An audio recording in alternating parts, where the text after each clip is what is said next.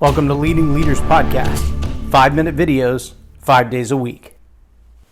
I remember sitting in a moment of deep thought and reflection when the deep inner voice in me, I know it as the Holy Spirit, you may call it something different, but the deep inner voice in me said, the reason you're not yet doing what you're on this earth to do, living out your calling, serving your purpose, however you want to label that,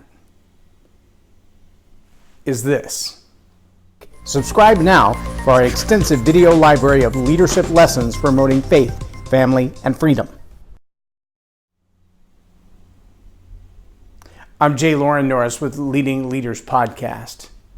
And the reason that I was not yet living out my purpose, according to this deep inner voice, was that I hated me more than I loved the people that I was called to serve.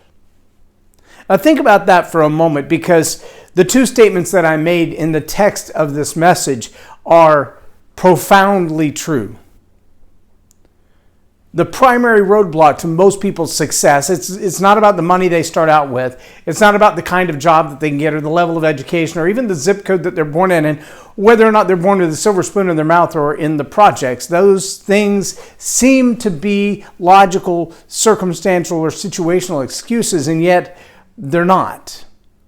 Well, how do we know? Because if you look at somebody like a Maria Forleo, I don't even know how she says her own name, because she always has that deep Bronx accent. But whether you're talking about Maria TV or you're talking about Lewis Howell or you're talking about Gary Vaynerchuk or Tony Robbins, these are people who are seen as icons in the industry of multimedia, especially in the world of new media where blogs and podcasts have taken an incredible shape. But they're also people who are thought leaders, people who are creating ways of making income that never before had been heard of. And almost every one of them started out with nothing, with chicken scratch, with a little bit of broke and a hard life. And yet every one of them have risen to the top of their respective fields. We see it in the NFL. We see it in pro basketball, in women's basketball, in tennis. We see so many people who start off with almost nothing and they make it to the top. And the two indicators that I've listed are the primary reason. And I want you to think for a moment. In fact, I want you to take some time and completely unplug from everything and sit down with a blank page or an empty journal page and just a pencil and start asking yourself some of those tough questions that I put on the screen. What are your roadblocks? How do you see other people and how do you see yourself? If you'll answer those two questions first, if you have the worldview that I'm a victim and the world is out to get me and everyone is against me and no matter what I do or how hard I work or how much I invest or how much I spend, I will always fail. If that's how you see you and the world, then you're right. I believe it was Henry Ford who first said, whether you believe you can or you can't, you're right. Because it's not what you believe is true about you, it's what you believe that's true about you. You follow that?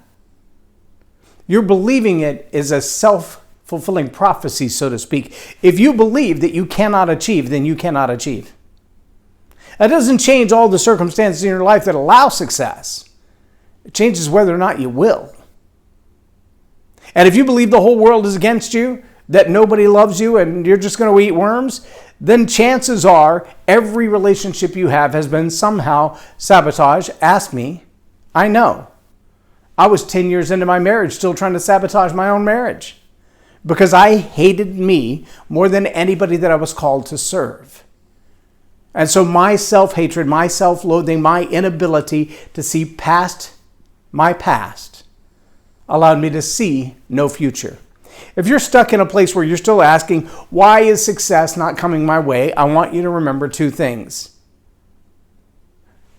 Like Marie said, you can't pull on a plant, a seedling, and cause it to produce fruit any faster. It's going to take time. But there are also things you've got to do to that baby plant to make it grow to produce. Take some time and ask yourself the question, do I love me? Do I believe in me? Do I believe that there's at least one other person on earth who will take part with me and help me succeed, who will encourage me and stand beside me? Because with those things, anything is possible. If you believe in you and believe in the good in others, you have a much better chance at success than if all of the cards were stacked in your favor to begin with. I'm Loren Norris with Leading Leaders Podcast for Tell It Like It Is TV. Have a blessed day.